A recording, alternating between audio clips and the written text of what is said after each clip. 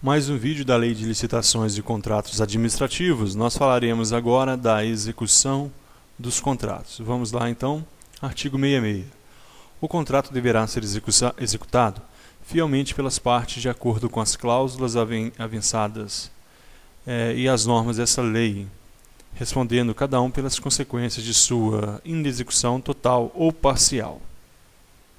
A fidelidade no contrato, portanto, é essencial para que haja execução da obra, para que haja o fornecimento dos bens. Então, o contrato deverá ser executado fielmente, de acordo com as cláusulas avançadas, as cláusulas pactuadas, as cláusulas acordadas e as normas dessa lei, respondendo cada um pela consequência de sua inexecução total ou parcial. Cada um vai responder de per si pela sua falta, pelo seu não cumprimento do contrato. 67. A execução do contrato deverá ser acompanhada e fiscalizada por um representante da administração especialmente designado, permitida a contratação de terceiros para assisti-lo e subsidiá-lo de informações pertinentes a essa atribuição. Observe que falamos que a execução do contrato, seja ele qual for, bem, serviço ou obras, um servidor da administração vai fiscalizar a execução. E se for algo muito além, que vá além do seu conhecimento, vai contratar terceiros para assistir ou subsidiá-lo de informações pertinentes à atribuição. Parágrafo 1º. O representante da administração anotará em registro próprio todas as ocorrências relacionadas com a execução do contrato, determinando o que for necessário à regularização das faltas ou defeitos observados. Muito tranquilo isso aí. Ele vai ter um histórico que vai anotar tudo pertinente à obra. Isso não cai em prova. Parágrafo 2º. As decisões e providências que ultrapassarem a competência do representante deverão ser solicitadas a seus superiores em tempo hábil para adoção das medidas convenientes. Se ele não é capaz de realizar algo, não tem autorização, ele pede para um superior. Também questão tranquilo que não vai cair em prova. Artigo 68. O contratado deverá manter preposto, aceito pela administração, no local da obra ou serviço, para representá-lo na execução do contrato. Neste caso, 68. Questão de prova, pessoal. O contratado deverá manter preposto, aceito pela administração, no local da obra ou serviço para representá-lo na execução do contrato, sendo que este preposto será indicado pela administração. Opa! Falso. Ele será aceito pela administração. A administração não poderá dizer, eu quero esse. Será este, então, o representante da parte contratada que vai acompanhar a execução da obra. Como a administração tem o seu representante, a parte contratada também tem o seu. Este será aceito pela administração. É diferente de ser indicado, escolhido pela administração. Então, ele será aceito pela administração. Guarde isso. Cuidado, porque na prova cai que ele é escolhido pela administração. Não. A parte contratada, ela é escolhida a parte contratada escolhe o seu representante. E esse representante deve ser aceito pela administração. Por que tem essa exigência de ele ser aceito? Porque deve ser uma pessoa de boa índole, de boa conduta, uma pessoa sem antecedentes criminais. Por quê? Para que haja eficiência, que é um dos princípios da administração pública. Legalidade, impessoalidade, moralidade, publicidade e eficiência. Moralidade deve ser uma pessoa que rege pela moral, e eficiência, uma pessoa que não vai atrapalhar o andamento da obra, prejudicando assim a eficiência do poder público. Então, ela é aceita pela administração, não escolhida. Artigo 69. O contratado é obrigado a reparar, corrigir, remover, reconstruir, substituir às suas custas, às suas expensas, no total ou em parte, o objeto do contrato em que se verificarem vícios, defeitos ou incorreções resultantes da execução ou materiais empregados. Então a administração contratou a execução de uma obra e a empresa contratada usou areia de praia mais fina do que é comum. Ao final da obra começa a ruir, portanto é obrigação da empresa contratada reparar, corrigir, remover, reconstruir. Artigo 70. O contratado é responsável pelos danos causados diretamente à administração ou a terceiros, decorrente de sua culpa ou dolo na execução do contrato, não excluindo ou reduzindo essa responsabilidade à fiscalização ou acompanhamento pelo órgão interessado.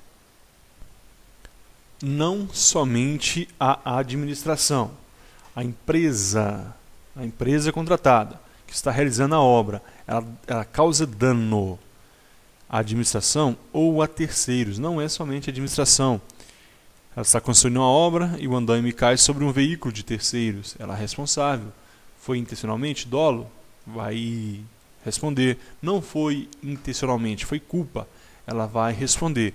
Houve um nexo causal da construção e o dano, da realização da obra e o dano. Houve um nexo causal e causou dano, ela é responsável por indenizar, por arcar aqueles danos. E isso não impede o acompanhamento ou a fiscalização pelo órgão interessado. Então pode haver, mesmo assim, mesmo que ela tenha que indenizar, não vai poder impedir a fiscalização. Continuando, 71. O contratado é responsável pelos encargos trabalhistas, previdenciários, fiscais e comerciais resultantes da execução do contrato. Portanto, não é a administração pública. Aqui nós não estamos falando de serviço público. Aqui nós não estamos falando de encargos da administração pública, direta ou indireta. Aqui nós estamos falando de um contrato administrativo, de um contrato com a administração pública. Então a empresa contratada, ela é responsável pelos encargos trabalhistas, os seus trabalhadores, previdenciários. Ela vai recolher, ela é responsável por recolher e descontar no pagamento, fiscais e comerciais, tudo resultante da execução do contrato. Parágrafo 1º. A inadimplência do contratado com referência aos encargos trabalhistas, fiscais e comerciais não transfere à administração pública a responsabilidade por seu pagamento, nem poderá onerar o objeto do contrato ou restringir a regularização e uso das obras e edificações, inclusive perante registro de imóveis. Este parágrafo único foi trazido para essa lei no intuito de proteger a administração pública do mau uso, da inadimplência das empresas. A empresa contratada não cumpriu com as suas obrigações trabalhistas, fiscais, comerciais. O problema é dela. A administração pública não vai responder subsidiariamente. É diferente do direito administrativo, quando nós vimos que a administração pública responde subsidiariamente por não pagamento da autarquia. Lá é a administração direta e a administração indireta. Aqui não, é a empresa contratante, que é o poder público, e a empresa contratada. Aqui não responde subsidiariamente. A administração pública não vai responder subsidiariamente por falhas, por inadimplência da empresa contratada. Parágrafo 2º. A administração pública responde solidariamente com o contratado pelos encargos previdenciários resultantes da execução do contrato nos termos do artigo 31 da Lei 8.212, de 24 de julho de 1991. Pessoal, preste atenção. Aqui no parágrafo 1º, nós falamos de quê? Encargos trabalhistas, fiscais e comerciais. Trabalhistas, fiscais e comerciais. Parágrafo 2º, nós estamos falando de encargos previdenciários resultantes da execução do contrato. Então vamos entender essa diferença. Lá no artigo 31 da Lei 8.212, lá fala que a empresa contratada ela deve recolher mensalmente, até o dia 20 de cada mês, 11% do valor do pagamento ali para fins previdenciários. Então ela recolhe. O que ocorre aqui, pessoal? Esses encargos previdenciários são recolhidos pela empresa que contrata aquele funcionário. E aquela empresa está prestando serviço para o poder público. Aquela empresa, portanto, durante 30 anos ela fraudou, ela não recolheu aquele 11%, ela não transferiu para a administração pública, ela não recolheu.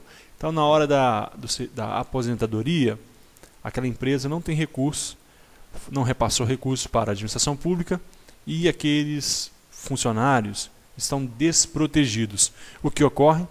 A administração pública vai responder solidariamente. Então, aqueles funcionários que trabalharam 30 anos, 35 anos, eles não deixarão de ser aposentados, porque a administração pública vai responder solidariamente, porque ela deveria fiscalizar aquela empresa quanto aos encargos previdenciários. Então, encargos previdenciários têm fim de proteção, tem fim de aposentadoria, tem fim previdenciário. A administração pública responde solidariamente. Agora, no caso de encargos trabalhistas, fiscais, comerciais, não. Então, essa diferença você tem que saber na hora da prova. Continuando. Artigo 72. O contratado, na execução do contrato, sem prejuízo das responsabilidades contratuais e legais, poderá subcontratar partes da obra, serviço ou fornecimento até o limite admitido, em cada caso, pela administração. Imagine uma terceirização da terceirização. Só para a gente entender, a empresa contratada está realizando uma obra, só que ela percebe que não vai dar conta, ela pode subcontratar partes da obra, serviço ou fornecimento até o limite. Quem vai estabelecer esse limite? A própria administração. Tranquilo? O contratado está realizando uma obra. Ele pode subcontratar outras empresas, outros serviços para executar aquela obra, desde que esteja nos limites admitidos pela administração. Artigo 73. Executado o contrato, o seu objeto será recebido 1. Em se tratando de obras e serviços, provisoriamente pelo responsável pelo seu acompanhamento e fiscalização, mediante termo circunstanciado, assinado pelas partes em até 15 dias da comunicação escrita do contratado. Neste primeiro caso, nós temos obras e serviços. Esse artigo 73, pessoal, ele tem mais uma função administrativa, ele tem mais uma função de interesse da administração pública do que para concurso público. Mas vai que a banca dá uma louca lá e traz uma questão dessa. Então a gente tem que passar. Então, o recebimento do objeto do contrato, em se tratando de obras e serviços, ele pode ser recebido provisoriamente, obras e serviços, ou definitivamente. Não esqueça, obras e serviços. Pelo responsável pelo seu acompanhamento e fiscalização, aquele servidor da administração pública, mediante termo circunstanciado, assinado pelas partes, em até 15 dias da comunicação escrita do contratado. Então, esse caso, provisoriamente. Mas ele pode ser recebido também definitivamente pelo servidor ou comissão designada pela autoridade competente, mediante termo circunstanciado, assinado pelas partes, após o decurso do prazo de observação ou vistoria que comprove a adequação do objeto aos termos contratuais. No caso aqui, definitivamente, é mais complexo. Lá aqui não é provisório, aqui é definitivo, a obra está pronta. E vai observar o que? O disposto no artigo 69 dessa lei, que diz que o contratado é obrigado a reparar, restituir, consertar as falhas que lhe houver as falhas que lhe houver causado em decorrência de uso de material inadequado, etc. Então, saiba que existe a entrega do objeto. O objeto pode ser fornecimento de bens, prestação de serviço ou obras.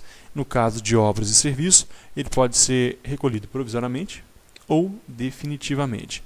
Já aqui, em se tratando de compras ou locação de equipamentos, compras ou locação de equipamentos. Neste caso, também pode ser provisoriamente ou definitivamente. No caso aqui de provisoriamente, para efeito de posterior verificação de conformidade do material com especificação. Compra de locação de equipamentos. Comprou vários equipamentos de informática. Pode ser entregue provisoriamente? Sim. Primeiro nós vamos avaliar se há defeitos, se o sistema operacional do contrato está de acordo, se não possui ausência de peças ou definitivamente após a verificação da qualidade e quantidade do material e consequente aceitação. Então, após a verificação, será definitivamente. Como eu falei, esses itens aqui têm mais valor para a administração pública, para o dia a dia do poder público, mas também pode cair em prova. Parágrafo 1º. Nos casos de aquisição de equipamentos de grande vulto, o recebimento far-se-á mediante termo circunstanciado e nos demais mediante recibo. A diferença aqui é que o de grande vulto será termo circunstanciado, será um documento mais bem elaborado. Nos demais casos, nos equipamentos mais simples, apenas o recibo, comprovando que foi entregue. Parágrafo 2º. O recebimento provisório ou definitivo não exclui a responsabilidade civil pela solidez e segurança da obra ou serviço, nem ético-profissional pela perfeita execução do contrato dentro dos limites estabelecidos pela lei ou pelo contrato. Pessoal, no parágrafo 2º, se a contratada, entregou a obra, então administrativamente está ok, mas civilmente ainda não. Existe a responsabilidade civil. E essa responsabilidade civil não se exime após a entrega provisória ou definitiva da obra, do bem ou do serviço, porque qualquer fato superveniente em decorrência da má prestação, do mau fornecimento do objeto ou da má prestação da obra, se causar dano por falta de solidez, de segurança, então, posteriormente, aquela empresa contratada poderá ser responsabilizada civilmente. Então, é isso que está dizendo o parágrafo 2º. Parágrafo 3º. O prazo a que se refere a linha B do inciso 1 deste artigo não poderá ser superior a 90 dias, salvo em casos excepcionais devidamente justificados e previstos no edital. Neste caso aqui, nós estamos falando das obras e serviços entrega definitiva. Entrega definitiva de obras ou prestação de serviço. Não poderá ser superior a 90 dias. A entrega não poderá ser superior a 90 dias. Aqui, pessoal, eu costumo dizer, quando eu estou estudando com os amigos, alguma coisa, que essa é a exceção e não a regra. Porque olha a exceção, salvo nos casos excepcionais devidamente justificados e previstos no edital. A exceção aqui é a regra. Porque o que mais acontece é o prazo para obras e serviços, a entrega de obras e serviços, ultrapassarem 90 dias. Mas para a prova, então, não poderá ser superior a 90 dias, exceto salvo nos casos excepcionais, desde que justificados e previstos no edital. O parágrafo 4º vem dizer, na hipótese de o termo circunstanciado ou a verificação a que se refere esse artigo não serem respectivamente lavrado ou procedida dentro dos prazos fixados, reputar-se-ão como os realizados desde que comunicados à administração nos 15 dias anteriores à exaustão dos mesmos. Já o parágrafo 4º, voltando aqui no parágrafo 1º, nós vimos que nos casos de aquisição de equipamentos de grande vulto, o recebimento far-se-á mediante termo circunstanciado. E aqui no parágrafo 4º diz que nessa hipótese a verificação a que se refere esse artigo não ser respectivamente lavrado ou procedida dentro dos prazos fixados, reputar-se-ão como realizados, desde que comunicados à administração nos 15 dias anteriores à exaustão do mesmo. Então, até 15 dias anteriores ao prazo máximo de findado, que finda esses 90 dias. Então, 90 dias, então, portanto, até 75 dias foi comunicado, portanto, à administração pública, ela foi comunicada sobre que a obra ou prestação de serviço foi realizada, ou a entrega de bens. Então, neste caso, então, não será necessário o termo circunstanciado. Nunca vi uma questão a respeito disso na prova, mas vale a pena dar uma olhada. Continuando, o artigo 74, ainda a execução dos contratos, pessoal, nós vamos deixar o artigo 74 para o próximo vídeo. Muito obrigado e até a próxima.